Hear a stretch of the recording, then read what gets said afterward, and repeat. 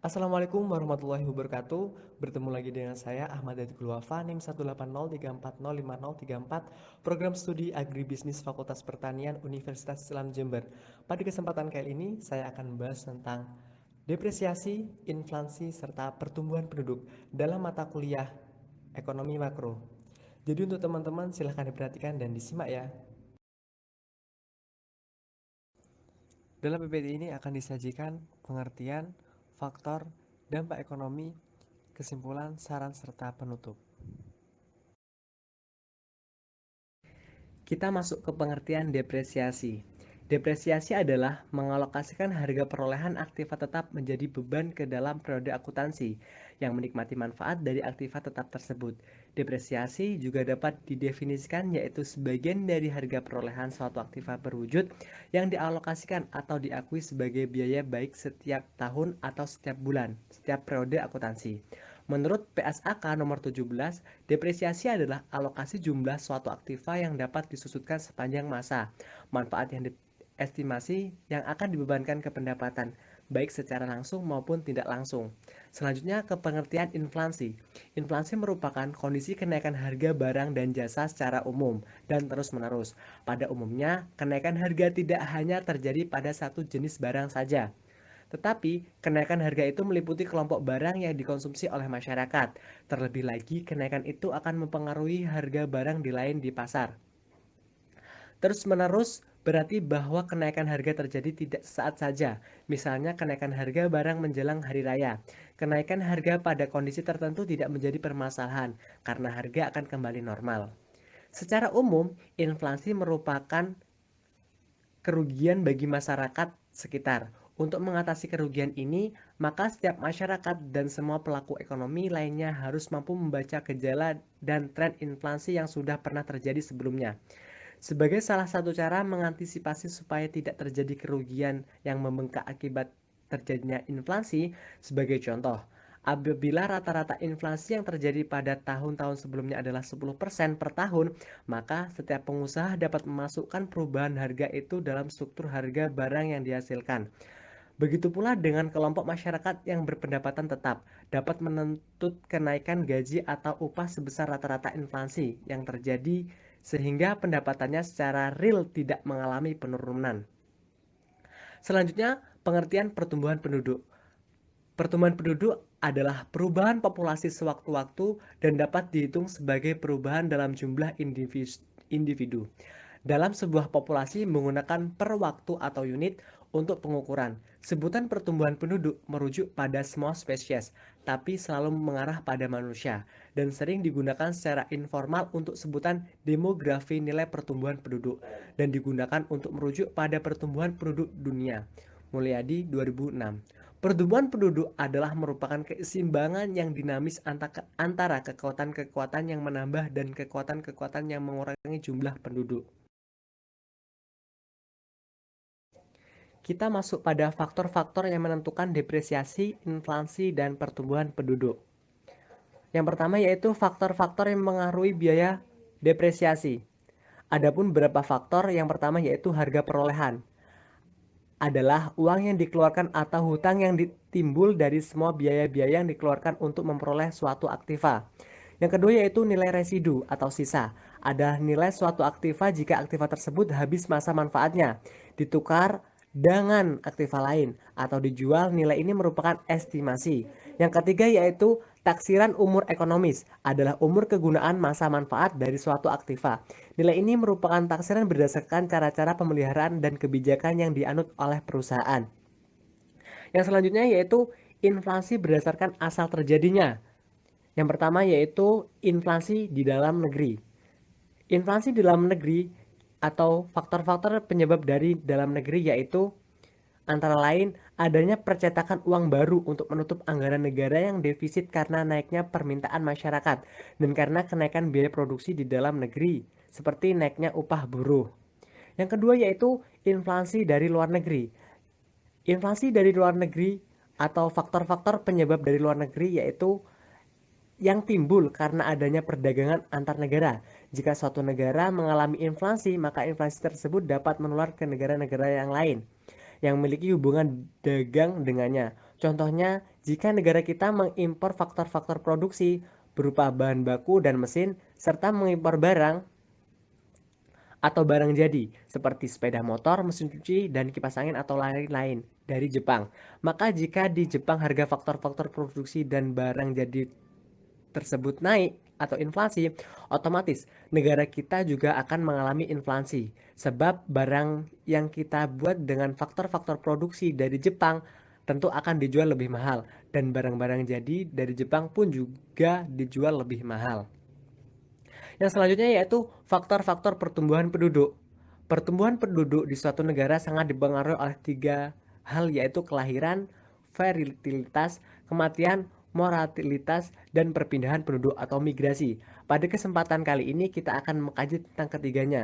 Kelahiran, tingkat pertambahan penduduk melalui kelahiran bayi di suatu wilayah pada suatu periode tertentu. Yang kedua yaitu kematian, pengurangan penduduk melalui kematian di suatu wilayah pada suatu periode tertentu.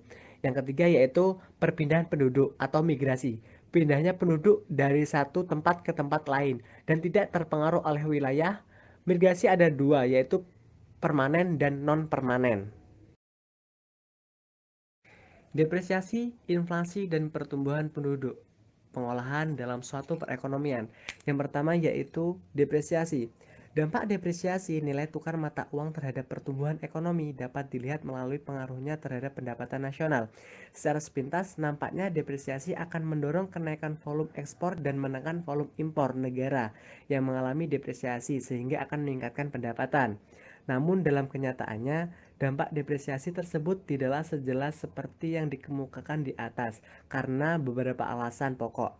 Yang pertama yaitu depresiasi akan mempengaruhi neraca perdagangan melalui perubahan pada terms of trade dan pengaruh ini tidak selamanya bersifat positif. Pengaruh depresiasi terhadap neraca perdagangan sangat tergantung pada elastisitas permintaan terhadap ekspor dan permintaan terhadap impor. Semakin elastis permintaan impor dan permintaan ekspor, maka pengaruh neraca perdagangan akan semakin stabil atau positif. Yang kedua yaitu depresiasi mungkin akan memperburuk nilai tukar perdagangan internasional. Memburuknya nilai tukar dagangan ini akan menyebabkan pengurangan cadangan devisa dan pada akhirnya akan menurunkan pendapatan nasional. Ditambah lagi, pada saat masa pandemi COVID-19 ini banyak yang tidak bekerja dan kehilangan pekerjaannya serta tidak ada pendapatan pribadi, sehingga pendapatan nasional mengalami penurunan. Depresiasi nilai tukar mata uang terhadap perekonomian sampai menurun drastis. Pemerintah telah berusaha untuk selalu menjaga kestabilan perekonomian, menurunkan kebijakan-kebijakan daerah agar perekonomian selalu terjaga. Pengaruh inflasi terhadap perekonomian. Yang pertama yaitu inflasi menggalakkan penanaman modal spekulatif.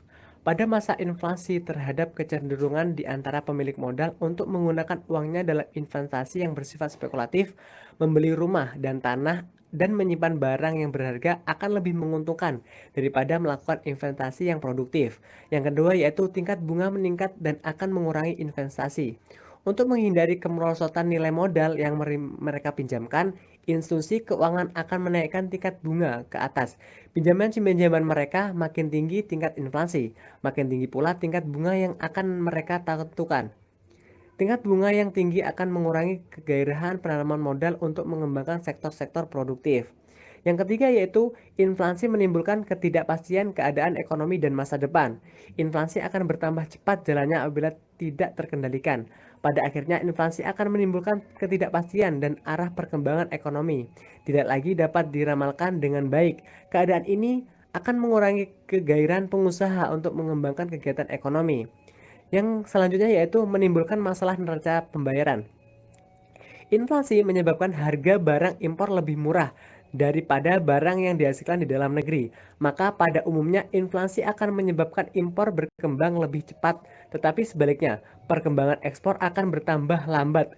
Hari ini seterusnya akan menimbulkan kemerosotan nilai mata uang dan kecenderungan ini akan memperburuk keadaan neraca pembayaran.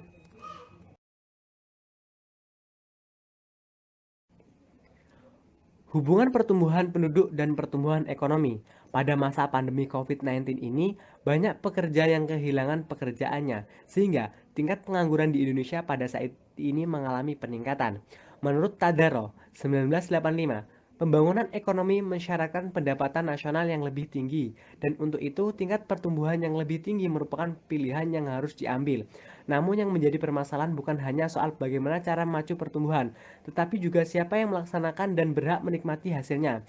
Setiap adanya peningkatan dan pertumbuhan ekonomi diharapkan dapat menyerap tenaga kerja, sehingga dapat mengurangi jumlah tingkat pengangguran di kota atau di daerah tersebut.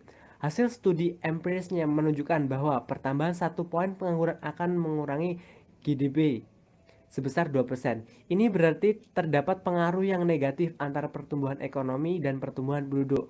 Penurunan pengangguran memperlihatkan ketidakmerataan. Hal ini mengakibatkan konsekuensi distribusi. Pengangguran juga berhubungan dengan ketersediaan lapangan pekerjaan. Ketersediaan lapangan pekerjaan berhubungan dengan investasi, sedangkan investasi didapat dari akumulasi tabungan. Tabungan adalah sisa dari pendapatan yang tidak dikonsumsi. Semakin tinggi pendapatan nasional, maka semakin besar harapan untuk kapasitas produksi baru yang tentu saja akan menyerap tenaga kerja baru. Dapat kita simpulkan, depresiasi, penurunan dalam nilai fisik properti seiring dengan waktu dan penggunaannya. Dalam konsep akuntansi depresiasi, pemotongan tahunan terhadap pendapatan sebelum pajak sehingga pengaruh waktu dan penggunaan nilai aset dapat terwakili dalam laporan keuangan suatu perusahaan. Inflasi merupakan kondisi kenaikan harga barang dan jasa secara umum dan terus-menerus. Inflasi pada dasarnya mengukur perubahan kenaikan harga dari waktu ke waktu, baik bulanan, triwulan, maupun tahunan. Inflasi yang terjadi digolongkan bermacam-macam berdasarkan penyebabnya, berdasarkan tingkat keparahan atau laju inflasi. Inflasi ringan, inflasi sedang, inflasi berat, hiperinflasi. Berdasarkan penyebab awal inflasi dan berdasarkan asal inflasi. Serta yang terakhir yaitu pertumbuhan penduduk. Pertumbuhan penduduk dan pertumbuhan ekonomi saling berhubungan.